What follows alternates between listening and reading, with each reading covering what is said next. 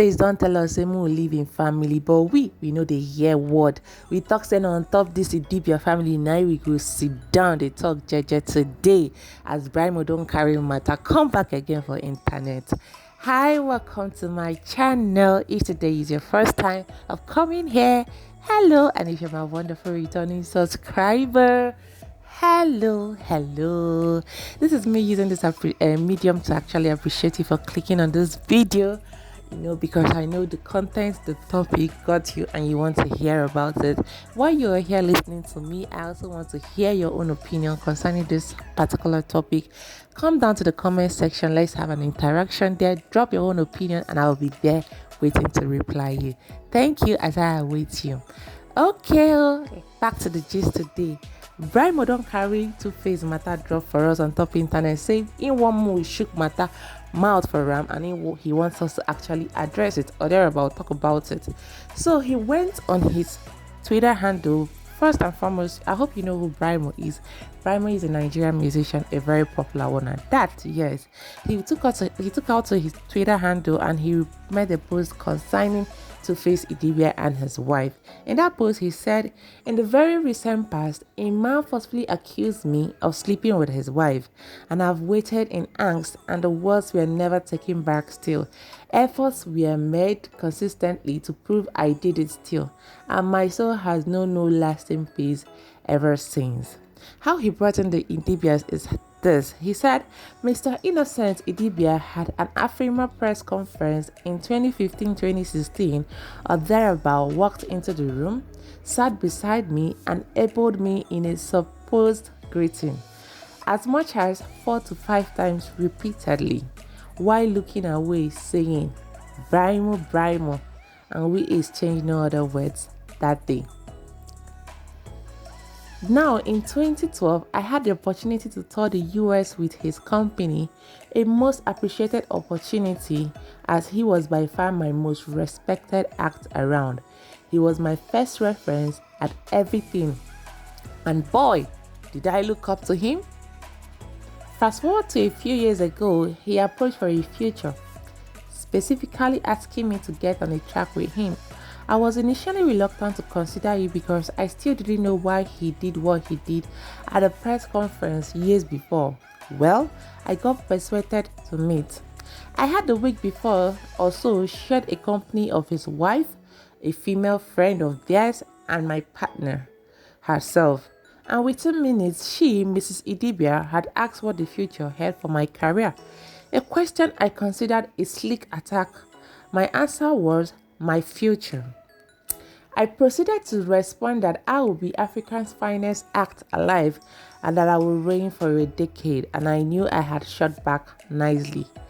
Next meet had Mr. Idibia himself present, and he made a point of referencing another artist who in the past has claimed king at his expense, letting me know what my fate might be if I kept eyeing his throne. Weeks later, I saw the other act bowing to him repeatedly on stage. Weeks later, I was lured into being hosted by a friend I had just met, and after spending days getting high and philandering, I was asked if I would love to be a part of an organization, of which I responded, well, I might want to, except I do not subscribe to being battered. Minutes later, my host said he was walking down to another guest house where some guy has messed up and must be punished. Told me to come but didn't wait for me. Well, I was the guy it turned out. When I arrived at the gate on the street, I was asked to show my ID. I tried to truly forcefully open the gate, stating that I was a guest of the hotel and didn't need an ID. 4 boys busted through the gates and launched an offense at me. I fought back too, of course. Got a black eye too. Later, I found out from an undisclosed source that Mr. Idibia was responsible for the attack. Yet, I couldn't decide if I was for supposedly bedding his missus or for claiming the spot of the greatest artist alive. I hope you are getting this. I'm sorry, the English way they hear it's too much for me. So when they read down, it's too much. But now small small they take break, calm down. Me, you sit down, no leave me here. I don't say the English too much. Just sit around and we're going to break it down one by one. Now, let's continue. He later on said, I would later ask him directly, of course, and he denied flat. Then minutes later said, as the source also mentioned that some people said I was saying things about him, and finished by saying people just talk and that the boys who attacked me called him a bomb. On that meet with him, my partner had asked me a question I had lied about before, and I had confessed about the girl, and when asked about still seeing his baby mama, he said he wasn't seeing her anymore, and the wife stormed off not believing it. Not Brymo's fault, he said. Up until a week ago, I have found myself forcefully shoved to take on his life image, to make his mistake and experience his pains. Mr. Idibia has truly gone and tinkered with my life for months upon months.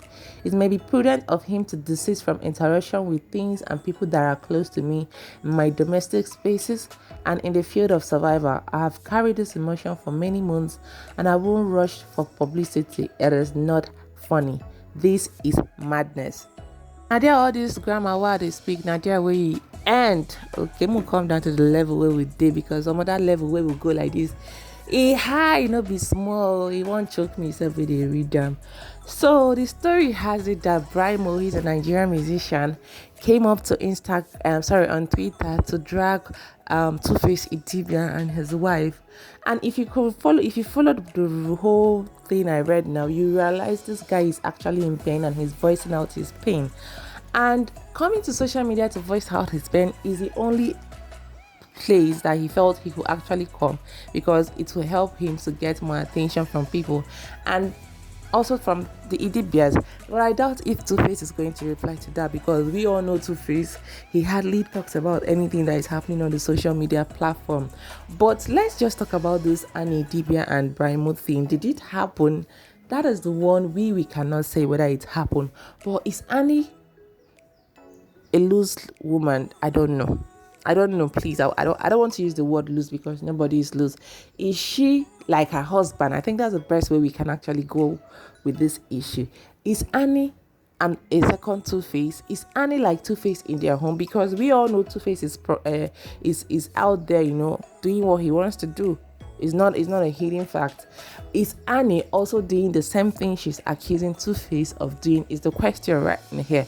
Not whether she's loose, because using the term loose is wrong. No woman is loose. Before any woman accepts any man in between her, she made that decision. Although some of them ends up being a forceful attack. Let's leave that part aside. So the latest on Instagram now, the latest gist now is that truthfully, Annie is not, I repeat, is not an ascertained fact, but the statement has it that Annie is not a faithful wife. Yes, that's the English. Annie is not a faithful wife.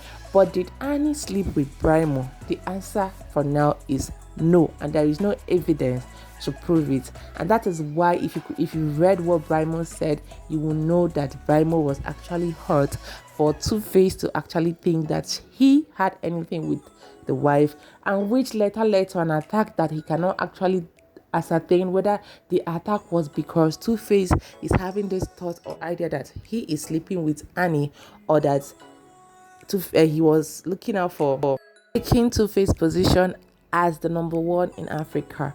So that is what Brymo was saying, and he's really hurt that up till now Tuface have not reached out to apologize for that certain act, and maybe he still sees Tuface interacting with people he knows and he's not comfortable because of the experience he had in the past. But the story about Annie has it that Annie has been promiscuous, and even to the extent of sleeping with Ned Nwoko, yes, Regina Daniel's husband.